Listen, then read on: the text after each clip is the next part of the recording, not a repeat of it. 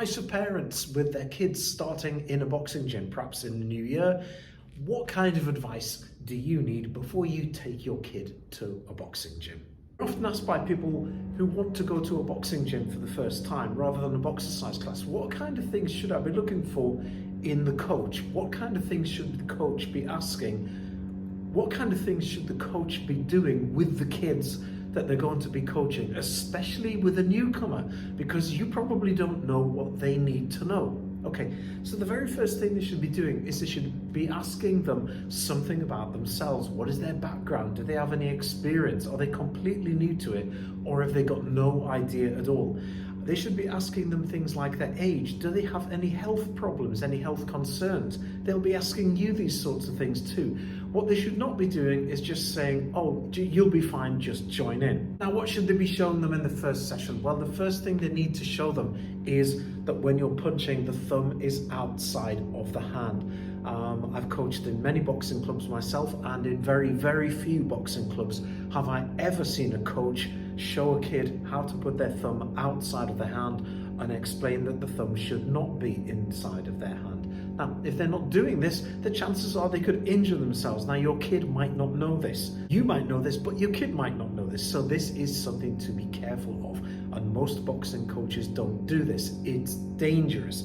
They should be explaining with which part of the knuckles they'll be punching, that the wrist needs to be flat, and they should also give them basic instruction in the two first punches, the jab and the cross. They should show them how to stand in a stance.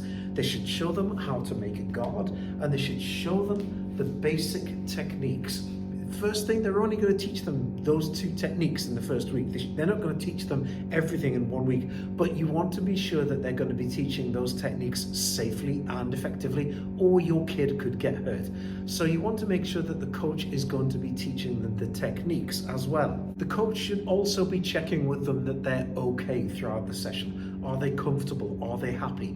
They're going to be in a strange environment with other people who they don't know, and it's going to look very scary to them. The first time you go to a boxing club, it's going to be pretty scary because everyone else is there and they're making a lot of noise on the bags, and some of them look pretty ferocious. Now, that's going to be intimidating to any child. Things to watch out for. Well, if they give no instruction and they just say, just join in, that is a big red flag. Another big red flag, they don't ask your kid anything about themselves. And again, they just say, just join in. The session is beginning at, say, 6 p.m. Quite a lot of the boxers are going to get there a little bit earlier than that. It is normal to turn up early to a session. Don't turn up on time. If you turn up on time, you don't give the coach any chance to do anything. Phone ahead, message ahead, and ask when can they turn up. And then they should ask your kid all of these questions. This way, they're going to make sure that they are safe and they're going to enjoy themselves.